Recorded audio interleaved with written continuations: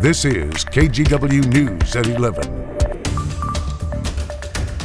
We're going to go pick that up and make sure that we begin analyzing it. Well, breaking news tonight, a major discovery in the investigation into the explosive decompression of an Alaska Airlines flight over Portland Friday night. Thanks for joining us at 11. I'm John Adams. NTSB officials held a press conference at 8 tonight near PDX with an update on the investigations. And moments after that briefing ended, officials quickly announced a second press conference about that major discovery. Ashley Grams is in the newsroom with the latest. Ashley, fill us in on what they found in the Portland area today. John, federal investigators found 2 cell phones and the plug door, the piece of the plane that blew out and left a gaping hole mid-flight. I'm excited to announce that we found the door plug. The National Transportation Safety Board announcing late Sunday night the door plug that blew out of an Alaska Airlines plane on Friday was found. Thank you, Bob. And the person who found it, a Portland teacher. Bob contacted us at witness@ntsb.gov with 2 photos of the door plug and said he found it in his backyard. NTSB Chair Jennifer Homendy says this piece of the plane is key to determining what went wrong.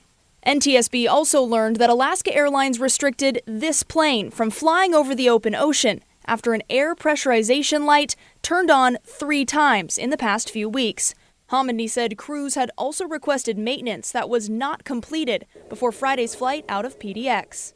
But it's unclear if any of these issues were related to the door plug. We've only been on scene for 24 hours, one day. We have a lot of work to do. This isn't going to be a 1 or 2 days and we're done. This could be, weeks that we're here. Well, the NTSB says work will continue tomorrow. They'll be taking a closer look at the hinges that should have held the plug door in place. They're also documenting extensive damage to at least 10 rows of the plane. John? All right, Ashley, thank you. Well, earlier today, after the NTSB narrowed down the search area for the missing door plug to the Cedar Hills area, we heard from residents who were surprised to find out the incident happened right over their neighborhood. Crazy. I mean, you'd never expect something like that to happen, and it was a very surprising thing to see. And then you hear the door could be here. I just literally a couple of minutes ago. I saw it on TikTok. What did you think? Was it scary? Yeah, kind of. I don't know. I just saw it, and then I saw that it was in Oregon, but I didn't know it was like in our neighborhood until my mom told me earlier today. Were you surprised? Yeah.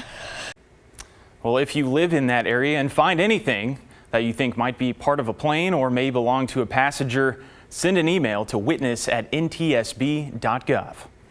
Well, the FAA's order to temporarily ground and inspect Boeing 737 MAX 9 planes continues to cause problems for travelers today.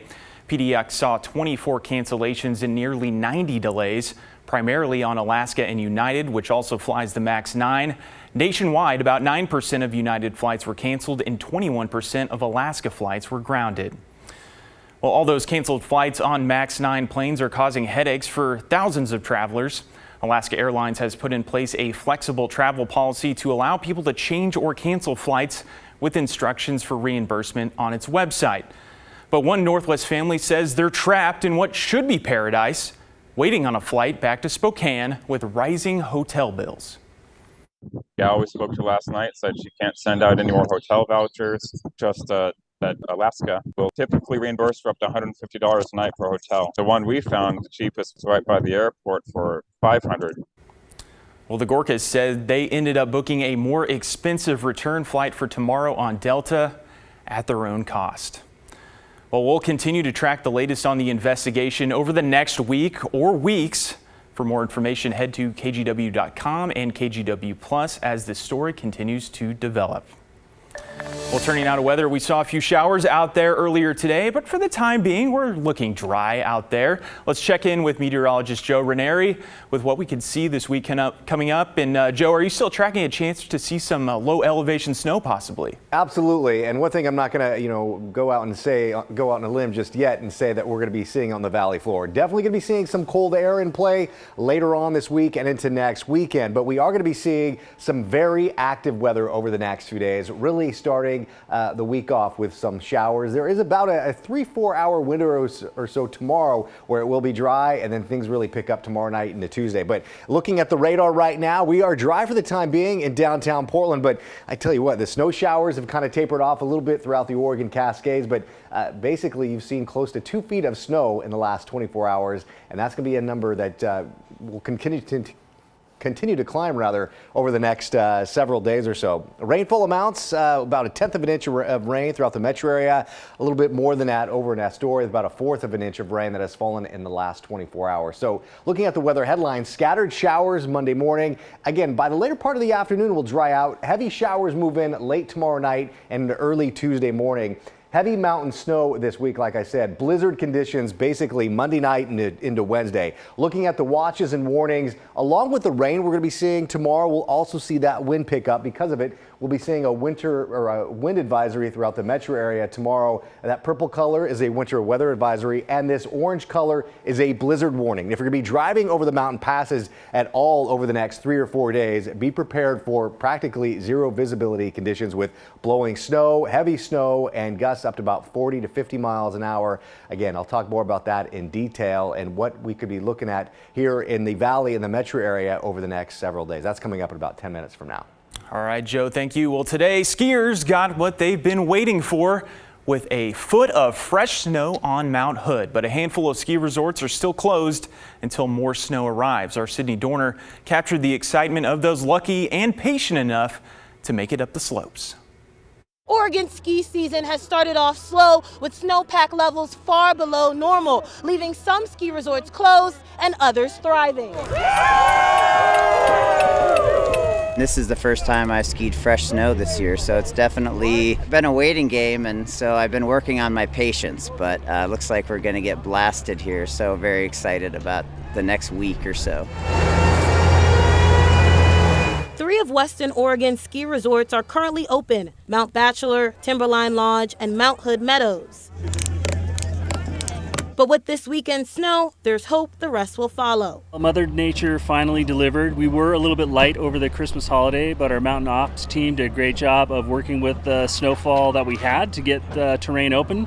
And now, with the snow that we received over the last couple days, we're open. Winter's here. Ski Bowl is open for tubing, but has yet to open their ski slopes. That may change with the current forecast showing Mount Hood could receive a few more feet of snow in the next coming days. I'm hoping it just increases from here so we can have a long season since we got a late start. I'm hoping all the way through May. Drew Cleansing says he usually visits Mount Hood 15 to 20 times in a season, but today was his first trip of the year. Oh, it's just been a bummer, but we're just excited that it's finally coming down and it's beautiful up here. Sydney Dorner, KGW News. Thank you, Sydney. Well, the abundant snowfall coming to the Cascades is also good news for the Hoodoo ski area. The resort at Santiam Pass has not had much snow so far and even had to cancel its annual New Year's Eve party. But now Hoodoo managers say they will be opening for the season this coming Wednesday. The ski area is open daily Wednesday through Sunday, with night skiing until 9 p.m. Wednesday through Saturday. Also in Central Oregon, the snowfall is being welcomed, but it's also causing dangerous driving conditions near Bend. 2 teens are in the hospital with critical injuries after their SUV crashed into a Mount Bachelor shuttle bus. It happened just after noon yesterday on the Century Drive on the west side of Bend. OSP said the teens were heading up to Mount Bachelor when their SUV lost control on the icy roadway, sliding sideways into the oncoming bus. 16 people were on the bus. None were seriously hurt. Well, starting tomorrow, the southern section of the Northwest Bridge Avenue leading to St. John's Bridge will close. The closure is expected to remain until July. ODOT crews will be working on the nearby hillside to prevent future mudslides. Now, there has been a history of rock falls in that area. Travelers will be detoured on the northern section of the Northwest Bridge Avenue to access US 30 and the St. John's Bridge. And get ready for another major disruption to MAX service through northeast Portland. Beginning next Sunday through February the 25th, all MAX Red Line trains will be suspended. This includes service to PDX, which will be replaced by shuttle buses from Gateway Transit Center. There will be no Blue Line service between 7th and 107th Avenues. The stops in in between, including Gateway, will be served by shuttles, and Green Line service will only run between Clackamas Town Center and Main Street, with shuttles running to Gateway. The 6-week closure is for the continued construction on the Better Red project at the Gateway Transit Center. Well, if you're not familiar with Meals on Wheels, it's a program that delivers meals to people at home who are unable to purchase or prepare their own. We spoke to an Oregon woman who says the program saved her life. Gail Hayden faced health issues during the pandemic that led to back-to-back surgeries. She then signed up for the program, not having help or support nearby. She had no idea the impact that choice would have on her life. Well, I don't want to be dramatic, but it saves my life. I live alone, family's far, and I didn't expect to have all these surgeries and everything that happened. Well, Gail also told us it's not just the food that's been a lifeline, it's also about not feeling alone anymore with the support and friendship she's made through Meals on Wheels. Well, and today, the Japanese American Museum of Oregon held its first free Sunday event of 2024. The museum at the NATO Center in Old Town offers visitors a chance to experience Japanese history and culture with hands-on and family-friendly activities. When people come through the museum, they are often surprised to learn the history that is contained here in the museum, and that they feel like it gives them a new perspective on the city that they're a part of.